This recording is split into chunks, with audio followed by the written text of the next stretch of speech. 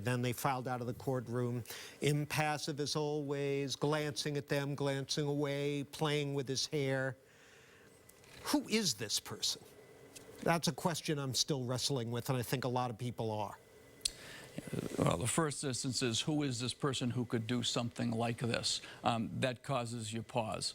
Who is this person who, when found guilty of doing this by 12 people, could still remain seemingly undaunted and unfazed? That, in and of itself, I think, has to be taken away by anybody watching this as having very negative connotations. I mean, I just trying to think this through as dispassionately as I can, and it takes some doing.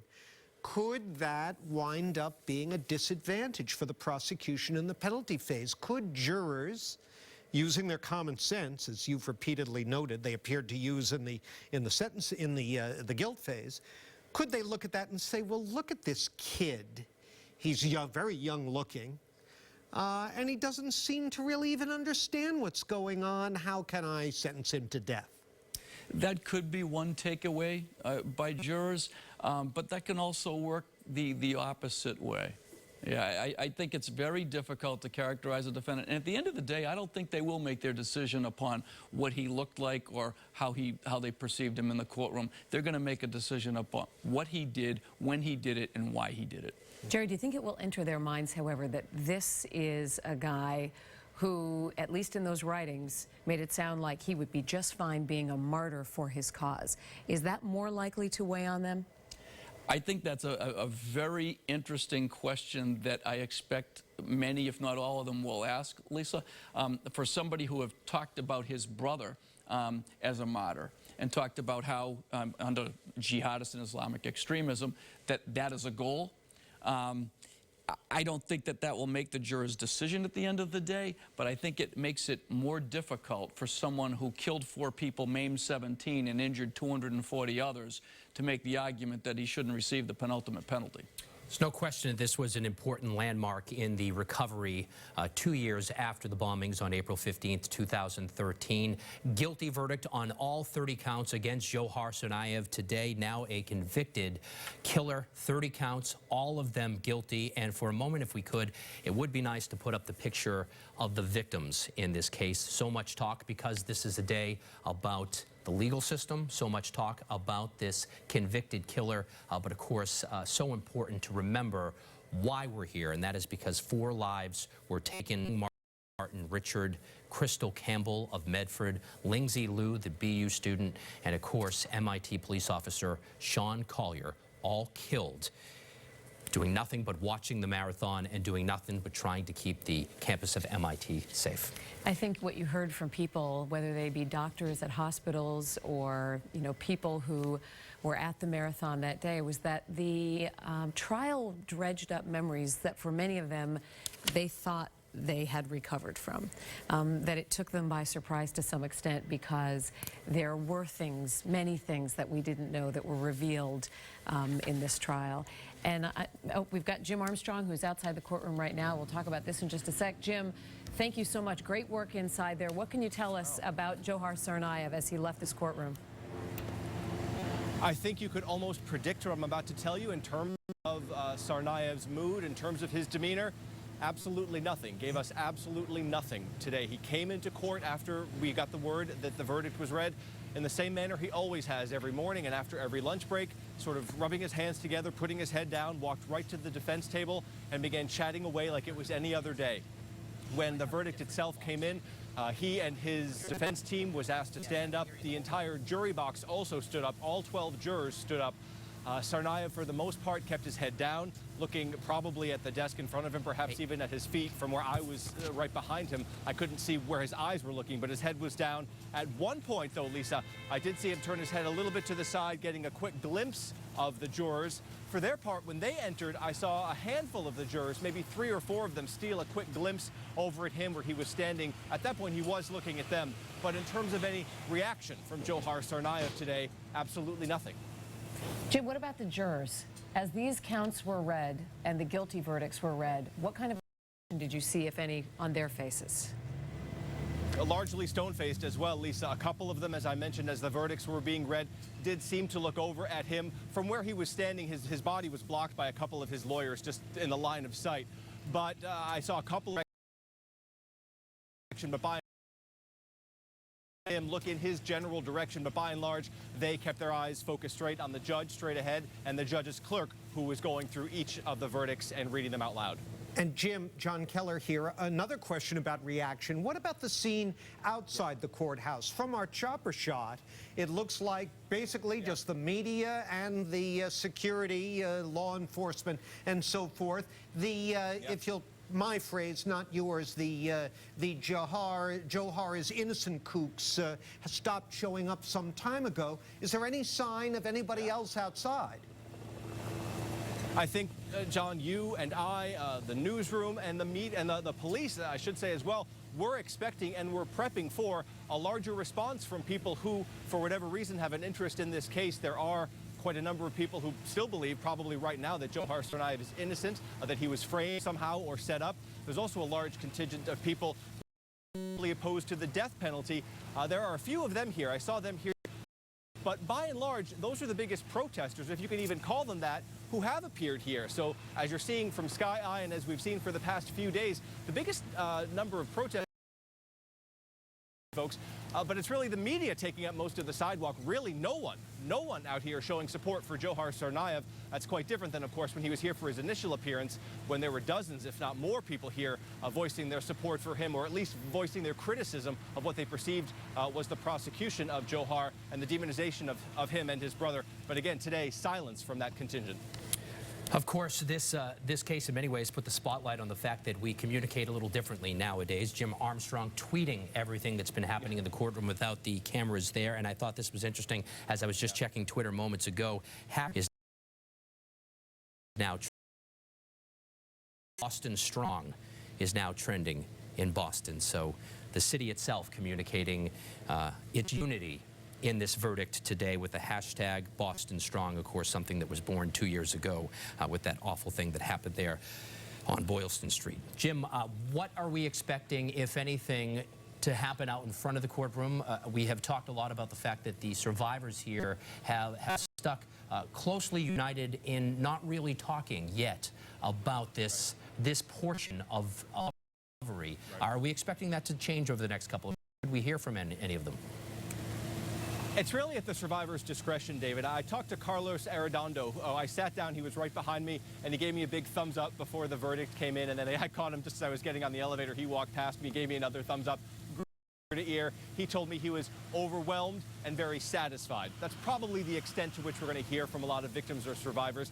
They do have the option of speaking to us in a secure location next to the courthouse here, but again, they're going to do that at their own discretion. Whether or not they feel up to it, it's completely up to them. I would imagine, as most people would, they're probably going to wait for the second phase of this trial to come to a conclusion, but I can tell you certainly, I think one of the images that will stick with me, the forewoman came in with the envelope in her hand. We all knew what was in that envelope. She hands it to the clerk takes it up to the judge, and then the judge inspects each of the 30 pages. And that moment, I mean, there's pure silence in the courtroom, and I looked over to my left, and I saw Denise Richards sort of sitting as she often does, kind of like this with her hands on her chin, rested on her knees, her elbows, and just sort of wiping away a couple of tears. That was probably one of the most intense moments, waiting for the verdict to come down. And of course, a few minutes later, guilty on all counts. And Jim, we just got this. This is a statement from the Heather Abbott Foundation. She writes, "Thanks and have continued to support me and the other bombing victims and their families over the last 2 years.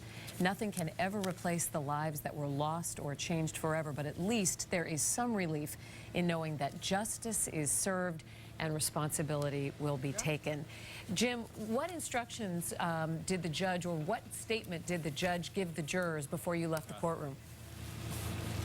Well, at first he thanked them for their service, but he cautioned them today, as he has on most days, to avoid all news coverage of these events. He's made what I think was an attempt to be joking a little bit. He said there's probably going to be some coverage of this event on your televisions when you get home. Avoid it. Do not watch any television. Do not put on news radio accounts. Don't read the paper. He also cautioned them to avoid social media, where there, again, is certainly going to be a lot of conversation going on about what just happened here at federal court. He actually asked them to do something that I think is difficult at the very least. He said everything just heard and seen in the first phase of this trial and all of your deliberations, he said, put that aside. That almost doesn't matter anymore. What you've done and the decisions you've made in rendering these verdicts triggers the second phase of this trial, where there'll be new opening statements, new evidence, new testimony. You're going to hear from all new people. He said that is really what you need to focus on moving forward. He also said probably they'll have 2 days off. He said they should expect to come back here to federal court probably by the early part of next week, and that's when the second phase of the trial will begin. So his advice to them for these next couple of days this week was similar to the shortened week we had last week. Take a breather, reflect if you can, enjoy your friends and family, and then we have to get right back into it in just a few days. Wow. A couple of interesting things there. And Jerry, I wanted to ask you, Jim making the point that the judge saying stay away from all information, including social media, and it just struck me how much things have changed. Before it was, okay, don't read the newspaper and don't watch your local TV, shut the television off. Now you're walking around with a phone where notifications are popping up almost all the time with these different statements from survivors and such. It's a big job. It's tough to keep these jurors from hearing more about what they have just decided. I think it is very difficult, but by the same token, they've just sat through 16 days of trial. I'm not sure that there's a lot more that they're going to hear or see that they either haven't seen or isn't going to be presented at the next phase. So although it's a difficult thing to do, especially in this day and age, I'm not sure that anything's going to clear their ability to do what they have to do at the second phase. Jerry, one thing that's about to change is the unanimity of the community. I mean, with a tiny handful of exceptions, I feel safe in suggesting the entire community here in eastern Massachusetts, as well as nationally, was very united in the sense that, you know, these guys did it, this defendant was guilty, and are pleased with the verdict. But this community is very divided over the death penalty, according to any survey you want to point to. I asked Jim Armstrong about the scene outside the courtroom and the lack of citizens demonstrating for one reason or another. Is that likely to change? And how do you see the community as being ready for what's about to happen? I think we're going to see an uptick in people who are interested in the next phase. I think it'll be shown by a presence at the courthouse. I think we'll see written and other types of communications with people taking their position on the death penalty, because by and large, people who take a position on the death penalty, a strong position, don't really let that position be swayed by the type of case it is. Right.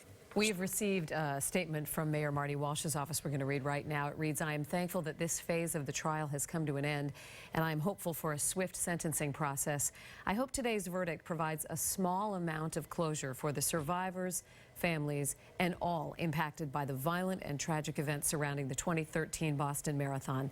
The incidents of those days have forever left a mark on our city, and as we remember those who lost so much, we reflect on how tragedy revealed our deepest values and the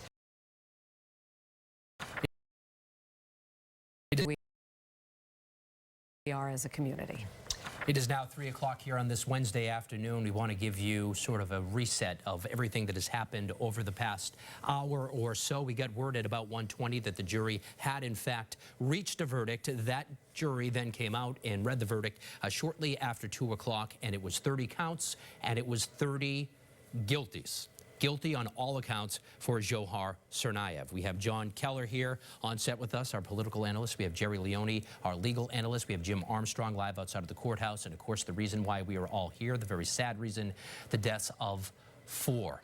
Martin Richard, Crystal Campbell, Lindsay Liu, and of course, Sean Collier, the MIT police officer as well. And now we move on to the sentencing phase of this trial. Jim Armstrong mentioned the judge is going to give the jurors a couple to 3 days off. They will probably begin that phase of the trial early next week. Jerry, how long do you think that will last?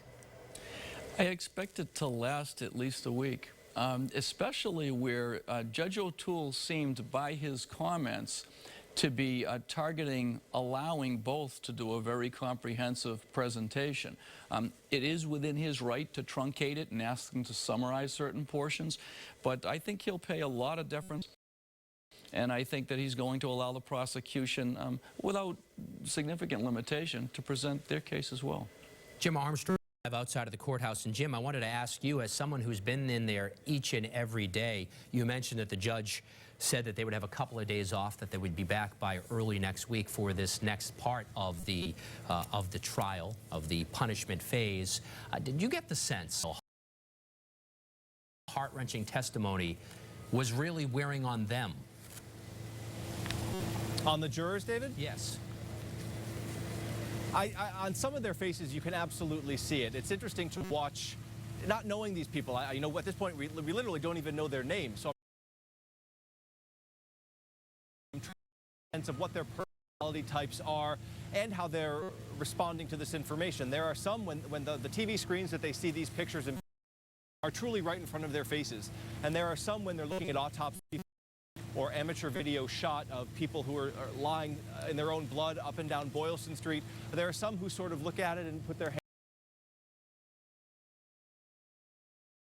on their chin and scrutinize it almost as if they're studying a math problem. There are others who immediately start crying, or at least have the need to shed several tears. So it's hard to get a sense of exactly how many of those are by it, that level of emotion to do. Are that full? Different jurors are their own person. Actually seated near you, have permission to be in that courtroom as